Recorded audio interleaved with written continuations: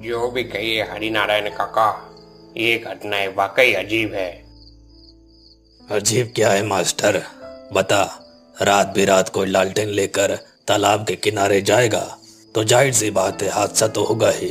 और मर भी तो सब उसी शमशान के पास वाले तालाब में ही तो रहे हैं। जो भी हो हरिनारायण काका, मास्टर बाबू ठीक ही कह रहे हैं।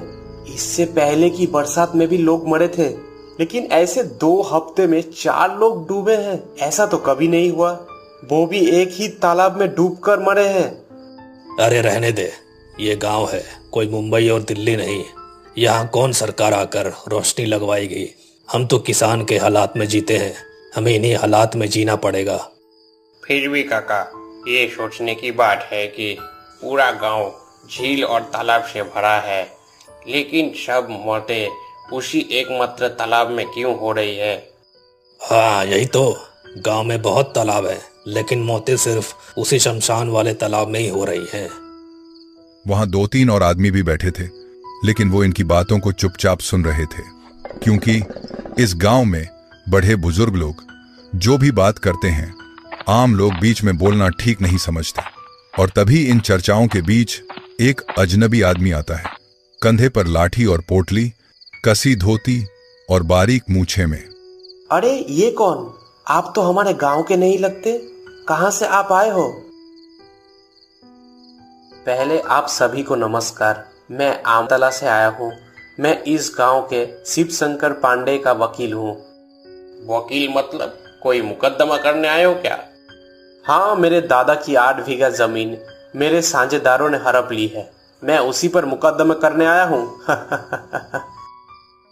पर बाबू, आपने यहाँ आकर बहुत बड़ी गलती कर दी है। कुलधरा गांव में मुकदमेबाजी नहीं होती। ये सुनकर परदेसी आदमी जैसे बुझ सा गया। उसके चेहरे से उम्मीदें उतर गईं। वो पूरी तरीके से उदास सा हो गया। अब क्या करूं मैं? और कोई दूसरा काम करने तो आया भी नहीं हूं मैं। हरिनारायण काका का मतलब गलत मत लेना। असल में शिवशंकर पांडेय अब इस गांव में नहीं रहते हैं। अरे ओ छोटे लोग, हमारे बड़ों के बीच क्यों बोल रहा है बाबू? हम तो बात कर रहे हैं ना, दिख नहीं रहा तुझे?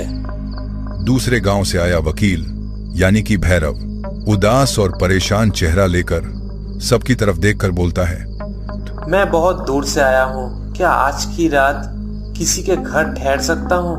बहुत बड़ी मेहरबानी होगी। जरूर, आप चाहो तो। अरे मास्टर, तू भी शुरू हो गया। वकील बाबू, ऐसा नहीं हो सकता। ना हमें तुम्हारी जात पता है, ना कुछ पता है। गांव में किसी के घर जगह देना संभव नहीं है। हाँ, लेकिन एक रास्ता जरूर है। क्या है वो रास्ता? जी बताइए बताइए। शिवशंकर पांडे अब पास के निकुंजपुर गांव में रहते हैं। तुम चाहो तो यहाँ उनके पुराने घर में रुक सकते हो, लेकिन याद रखना, शमशान वाले तालाब के पास बिल्कुल मत भटकना, समझे क्या?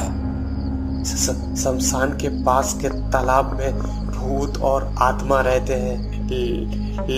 लेकिन परदेसी आदमी।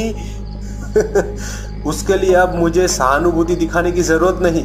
मैं घोड़े पाल का लड़का हूँ। भूत प्रेत आएगा तो उसे एक थप्पड़ मार के सुला दूंगा। यह कहकर परदेसी नाराज होकर पांव पटकते हुए रास्ते पर निकल पड़ता है। सब लोग उसे जाते देखते रहे।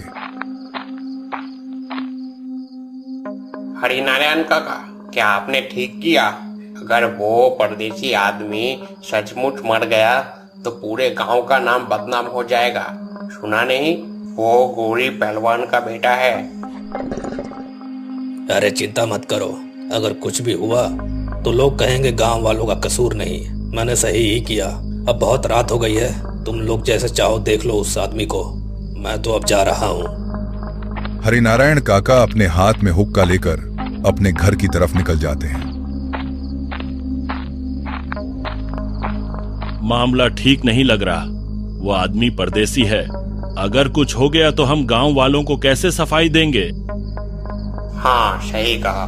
मैं क्या कहता हूँ, क्यों ना हम साहब गजानन काका के पास चले क्या? सभी ने मास्टर की बात से सहमति जताई और वहां से सभी उठ खड़े हुए। सब लोग गजानन काका के घर की ओर रवाना हो गए।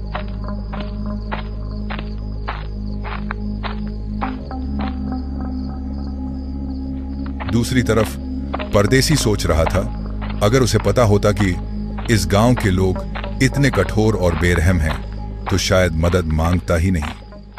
अब धीरे धीरे वह तालाब किनारे शमशान की ओर बढ़ता चला जा रहा था। लंबे ताड़ के पेड़ों के बीच से गुजरते हुए उसका मन घबराने लगा। वह भूत प्रेत में विश्वास नहीं करता था, लेकिन सुना था कि यह रास्ता ठीक नहीं है। यहां अक्सर कुछ न कुछ घटनाएं होती रहती हैं। और तभी चलते चलते अचानक उसके सामने एक परछाई खड़ी हो जाती है। उसका आकार काफी बड़ा था और उसका खोपड़ी अंधेरे में डूबा था। भैरव ने अपने जीवन में पहले कभी ऐसा कुछ नहीं देखा था। कौन है? कौन हो तुम? वह आकृति बिना कुछ कहे उसकी ओर बढ़ने लगती है। उसका शरीर बहुत बड़ा, दानव जैसा, लेकिन उसका सिर नहीं था। उसकी लाल आंखें सीने पर जल रही थीं। ये क्या है? नहीं। हे भगवान, बचाओ मुझे, हे भगवान। उस दानव ने अपने लंबे हाथ से भैरव का सिर पकड़ लिया। भैरव डर से पत्थर सा जम गया। दानवकार आकृति उसे खींचते हुए शमशान की ओर ले जाने लगा और उस समय शमशान से एक रहस्यमयी आवाज भी गूंज रही थी। ले आओ उसे, ले आओ, आजा आजा, लेकर आजा उसे।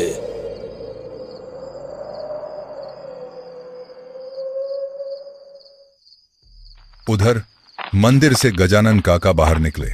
रामशरण मास्टर और उसके साथ 2-3 गांव वाले उनके सामने खड़े हो गए। किसी के हाथ में मशाल, किसी के हाथ में लालटेन और किसी के हाथ में लाठी था। क्या हुआ? सब लोग ऐसे घबराए क्यों और कहाँ भाग रहे हो? कुछ तो गड़बड़ है गजानन काका। या तो कोई बड़ा अनहोनी हो चुकी है, नहीं तो फिर कुछ बहुत बड़ा होने वाला है। आपकी मदद बहुत जरूरी है। हम तो कुछ समझ ही नहीं पा रहे। पिछले 1 महीने से शमशान में एक कपालिक ने डेरा डाल रखा है। और आप जानते हैं, मैंने कई बार उस बूढ़े हरिनारायण काका को वहां जाते देखा है, लेकिन असली वजह क्या है ये हमने से कोई नहीं जानता। मुझे भी बहुत पहले शक हुआ था। हरिनारायण कुछ न कुछ गड़बड़ जरूर कर रहा है और मैंने भी उसे कई बार शमशान की तरफ जाते देखा है। वो क्या कर रहा है काका? हमें तो बिल्कुल समझ ही नहीं आ रहा। शायद अब और समय बर्बाद करना उचित नहीं होगा। वो परदेसी भी उसी शमशान की ओर गया है। हमें भी उसी ओर चलना चाहिए। ठीक कहा, चलो चलते हैं। अब और किसी को बुलाने का समय नहीं है हमारे पास। सब लोग रणगर्जित मन से कुलधरा श्मशान की ओर चल पड़े। उन्होंने ठान लिया था कि जब तक रहस्य नहीं सुलझेगा, ये सभी वापस नहीं लौटेंगे।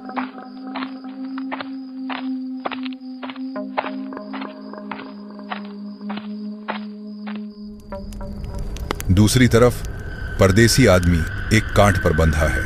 सामने अघोरी की आग जल रही है। अरे जाग गया रे तू, अब तेरी आखिरी नींद का समय आ चुका है। नाम क्या है तेरा वैसे? आप कौन है? मुझे छोड़ दो। मैं तो इस गांव का भी नहीं हूँ। मेरा परिवार बर्बाद हो जाएगा। जब तुझे बलि चढ़ाए बिना मेरी साधना पूरी नहीं होगी। हे आजा, काट इसको, रेत इसका गला। क्षण भर में अंधेरे से वह भयंकर दानव फिर से बाहर निकल आया और उसके हाथ में एक विशाल तलवार थी। उसका एक एक कदम मानो मृत्यु का साक्षात रूप प्रतीत कर रहा था। मुझे छोड़ दो। मैं परदेसी हूँ। मेरा परिवार उजड़ जाएगा। मेरा जीवन नष्ट हो जाएगा। इतने में हरिनारायण काका भी वहां आ पहुंचे। उनका चेहरा अब इंसान से ज्यादा पिशाच जैसा लग रहा था। हाँ, तू परदेसी है, लेकिन बलि का कारण तुझे भी जानना चाहिए।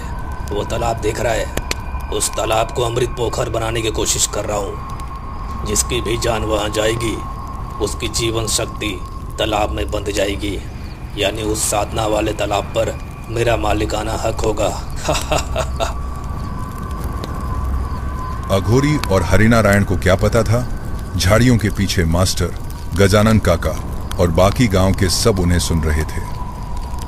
हर अमावस को उस अमृत पोखर में डुबकी लगाकर मैं पा सकता हूँ लंबी उम्र। जीवन बहुत बड़ा भोग है रे, भोग कर सका तो और कुछ नहीं चाहिए। यदि अमृत पोखर की साधना पूरी हो गई तो इस बार की अमावस्या में मैं पा लूंगा अमृत का वरदान। बस बहुत हो गई तेरी बकबक, अब मैं साधना पूरी करता हूँ। जय काल पिशाच, जय काल पिशाच। ओए मेरे चेले, अब तू अपना काम कर, खत्म कर इस छोकरे को। इतना कहते ही वो दानव अपनी दोनों भुजाएं ऊपर उठाकर भैरव का गला काटने जा रहा था। भैरव कांपते हुए आंखें बंद कर लेता है, लेकिन तभी झाड़ियों से एक जलता हुआ मशाल दानव के सीने पर आ गिरा। उसका पूरा शरीर आग में भभक उठा। वो दानव तलवार नीचे गिराकर पीछे हट गया। धीरे धीरे उसका सड़ा गला शरीर अब आग में बुरी तरह सुलगने लगता है। कौन कौन किसने किया ये? किसकी इतनी हिम्मत हुई रे? किसने किया? झाड़ियों से गजानन काका और बाकी गांव वाले निकल आए। मशाल फेंकी थी रामशरण मास्टर ने। बिपिन और नवीन लाठियां तानकर आगे बढ़े। हरिनारायण लालची बूढ़े, तुझे अब भी भोग का लालच गया नहीं? अघोरी के साथ मिलकर तू ये कुकर्म कर रहा था। कितने लोगों की जानें ले ली तूने? हाँ, कर रहा था तो क्या? मैं प्रकृति के नियम से मरना नहीं चाहता, मैं अमर होना चाहता हूँ। अमर अमर रहूंगा मैं। रामशरण मास्टर ने भैरव का हाथ खोल दिया। भैरव का हाथ खुलते ही वो गुस्से से लाल होकर हरिनारायण काका की तरफ बढ़ने लगा। इसे क्यों छोड़ा? ये मेरा शिकार था, मेरी साधना अधूरी रह जाएगी। उसकी बात पूरी भी न हुई थी कि आग से तपता वो दानव आगे बढ़ा और अघोरी को जकड़ लिया, क्योंकि मानस का शरीर अघोरी के ही चालन से चलता था। हट हट हट हट, मेरे को बचाओ। हट हट हट हट।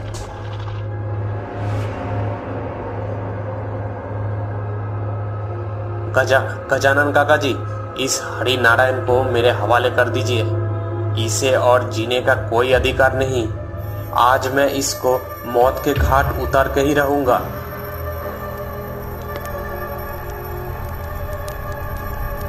भैरव ने हरिनारायण को अपने हाथों में दाबकर एक चिता की ओर ले गया। रुको, ऐसा मत करो, रुको।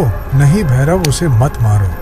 ये मृत ब्रह्म राक्षसों की आत्माएं हैं जो उसे नियंत्रित कर रही हैं। अगर तुमने इस समय इसे मार दिया तो उन आत्माओं को मुक्ति नहीं मिलेगी। लेकिन भैरव ने किसी की बात नहीं सुनी। उसने उस बूढ़े हरिनारायण को पकड़कर जबरदस्ती चिता में फेंक दिया।